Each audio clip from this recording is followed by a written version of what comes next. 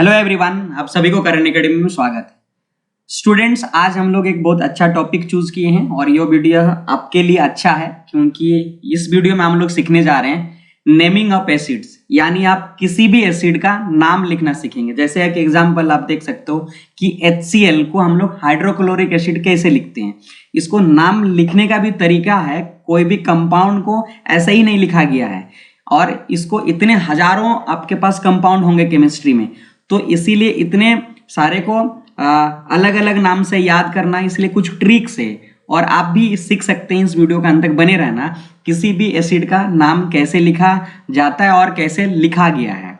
तो चलिए शुरू करते हैं हम लोग वीडियो को। चलिए, पहला जैसे हमारा एक एसिड है HCl, दूसरा HF है ना, और H2SO4, HNO3, H3PO4, ये कॉमन एसिड है। तो आप लोग रट्टा मार लिए हो कि इसका नाम ऐसा है, इसका नाम ऐसा है ना, लेकिन नहीं, इसको भी नाम लिखने का कुछ रीजन है और इस तरीके से लिखा गया है, हम उसी तरीके को सीखने जा रहे हैं। देखो, दो तरह से एसिड बनते हैं। एक तो यहाँ पर अगर आप देखोगे हाइड्रोजन और क्लोरीन, तो हाइड्रोजन एक और क्लोरीन एक मिलकर बना हुआ है, ठीक है। यानी क्लोरीन के भी एक ही एटम से, हाइड्रोजन के भी एक एटम से, ऐसे एसिड को कहा जाता है बाइनरी एसिड, ठीक है। तो इनको लिखने का अलग तरीका है। और देखो यहाँ पर H2SO4, तो H 2 है ना, H एटम 2 है, ऑक्सीजन 4 एटम है। तो इस तरह से एसिड को हम कंपाउंड एसिड बोलते हैं। इसको नाम लिखने के कुछ अलग तरीके, दो तरीके हैं, दोनों तरीके मैं आपको बताने जा रहा हूं और आप किसी भी एसिड का नाम लिख सकते हैं इसी तरीके से। चलो पहले शुरुआत करते हैं। पहला स्टेप्स क्या करना है, स्टेप्स जैसे कोई भी चीज नाम लिखा होता है ना, तो उसमें दो चीज होता है। जैसे अगर मेरा नाम देखेंगे तो मैं लिखता हूं कि इंजीनियर करण महतो, ठीक है, ये मेरा नेम है। इस नेम में ये जो पहले लगा हुआ है ना, इसको कहा जाता है एक्चुअली प्रीफिक्स, ठीक है, इसको कहा जाता है प्रीफिक्स। और ये जो लास्ट में लगा हुआ, इसको कहा जाता है सफिक्स, ठीक है। उसी प्रकार किसी भी केमिस्ट्री के कंपाउंड को लिखने के लिए प्रीफिक्स और सफिक्स दोनों मिलकर लिखा गया है नाम। जैसे ये तो आप परिचित हैं कि HCl को हाइड्रोक्लोरिक एसिड बोलते हैं, ठीक है। तो देखो अब तरीका क्या है लिखने का, समझने की कोशिश करते हैं। तो सबसे पहले देखो कि पहला एलिमेंट यानी पहला एटम्स इस HCl के, पहला कौन है, हाइड्रोजन से, ठीक है। तो हाइड्रोजन है तो इसको पहले क्या लिखोगे, हाइड्रो लिखोगे, ठीक है, यानी प्रीफिक्स आ गया आपको हाइड्रो। और लास्ट में जो हमारा यानी लास्ट एटम Cl है, तो इसमें आपको लास्ट में लिखा देना है सफिक्स में, अंदर में IC, ठीक है। तो क्या हो जाएगा, हाइड्रो, और क्लोरीन है इसलिए क्लोरिक, तो नाम पूरा हो जाएगा हाइड्रो। और प्लस अगर क्लोरो को हम लगा देते हैं क्या, क्लोरो, और आई सफिक्स में IC लगा देते हैं, तो क्या हो जाएगा, क्लोरिक। पूरा नाम हो गया हाइड्रोक्लोरिक, हाइड्रोक्लोरिक एसिड, ठीक है। ये नाम है लिखने का तरीका। जैसे अगर आप इसको लिखना चाहते हैं तो पहले हाइड्रोजन है, तो हाइड्रोजन को क्या लिखोगे, हाइड्रो, ठीक है, क्या लिखना है, हाइड्रो। और F है तो इसके लिए आपको लिखना पड़ेगा फ्लोरो, फ्लोरो, और IC लगाना है तो फ्लोरिक एसिड हो जाएगा, ठीक है। तो फ्लोरिक एसिड, ठीक है, तो बन जाएगा हाइड्रोफ्लोरिक एसिड।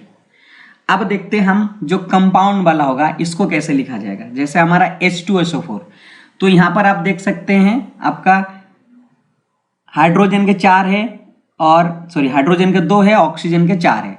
इसको लिखने का तरीका क्या है, इस समय हम क्या करेंगे, ऐसे कंपाउंड का नाम लिखेंगे कंपाउंड वाला, तब आप पहले वाला एलिमेंट को छोड़ दोगे। जैसे यहाँ पे हम लोग लिख रहे थे हाइड्रो, हाइड्रोजन से है हाइड्रो, तो पहले वाला एलिमेंट को छोड़ दोगे, सेकेंड वाला एलिमेंट को आपको पकड़ना पड़ता है नाम लिखने का। सेकेंड वाला एलिमेंट क्या है, सल्फर है, तो सल्फर में आप लगा दो I, तो क्या बन जाएगा हमारा, सल्फरिक। क्या बन जाएगा, ये हमारा सल्फरिक, सल्फरिक, और एसिड लगा दीजिए, बस हाइड्रोजन का कोई काम नहीं, सल्फरिक एसिड हुई। जैसे HNO3, यहाँ पर आपका ऑक्सीजन 3 है, यानी एक कंपाउंड वाला एसिड है। इस केस में हाइड्रोजन को नहीं लेना, पहला एलिमेंट को नहीं लेना, दूसरा एलिमेंट से नाम यहाँ पे लिखा जाएगा। तो तो नाइट्रोजन से हम क्या बोलेंगे, नाइट्रिक, ठीक है। तो नाइट्रिक और लास्ट में लगा देना एसिड, तो ये बन गया हमारा नाइट्रिक एसिड। देखो यहाँ H3PO4 है, तो फिर हमारे पास कंपाउंड वाला एसिड है। इस केस में भी पहले वाला एलिमेंट को नहीं लेना, जैसे यहाँ पर हाइड्रो कर रहे थे, पहले वाला नाम लिखने के लिए यूज कर रहे थे। सेकेंड वाला एलिमेंट क्या है, P, तो उसके नाम लिखोगे। P से क्या होता है, फॉस्फोरिक, ठीक है। क्या बन जाएगा, फॉस्फोरिक एसिड। तो किसी भी एसिड का इस तरह से आप नाम लिख सकते हो, ये है तरीका नाम लिखने का। अब कुछ ऐसे भी कंपाउंड होता है जो नहीं ये सीक्वेंसेस को, ये रूल्स को फॉलो नहीं करता है। ऐसे कंपाउंड को हम लोग बोलते हैं, ऐसे कंपाउंड का नाम लिखने के लिए हम लोग कॉमन नेम का हेल्प लेना पड़ेगा। जैसे हमारा NH3 और H2O। देखो वाटर को हम क्या कह सकते हैं, 2 हाइड्रोजन है तो डाई हाइड्रोजन्स ऑक्साइड लिख सकते हैं। इसको ऐसे लिखने का तरीका है डाई हाइड्रोजन्स और ऑक्साइड, ये लिख सकते हैं। या फिर आप कैसे हाइड्रोजन मोनोऑक्साइड, इस तरह से दोनों नाम हो सकता है, हाइड्रोजन मोनोऑक्साइड, ओके। लेकिन इसको हम लोग H2O को क्या के नाम से जानते हैं, वाटर। तो ये इसका कॉमन नेम है। तो कुछ कंपाउंड है केमिस्ट्री में कॉमन नेम होता है, वो को याद रखना पड़े, एक्सेप्शनल है। जैसे NH3, इसको आप कैसे लिख सकते हैं, NH3 को अगर आप लिखा जाएगा तो फिर हम लोग लिखेंगे नाइट्रोजन ट्राईहाइड्राइड। इसको लिखना पड़ेगा नाइट्रोजन ट्राईहाइड्राइड, ओके। लेकिन हम लोग नाइट्रोजन ट्राईहाइड्राइड कभी देखे हैं, कभी आपको कहीं बुक्स में लिखा हुआ नहीं, इसका कॉमन नाम से जानते हैं। और इस कॉमन नाम NH3 का क्या है, ओमोनिया, ठीक है। क्या नाम है, ओमोनिया। तो इस तरह से आप केमिस्ट्री के किसी भी कंपाउंड का यानी एसिड का नाम लिखने का तरीका शायद आप सीख गए होंगे, ठीक है। अगर वीडियो अच्छा लगा तो आपके दोस्तों को बीच भी शेयर करें और हमारे चैनल में बने रहने के लिए चैनल को जरूर सब्सक्राइब करें। धन्यवाद।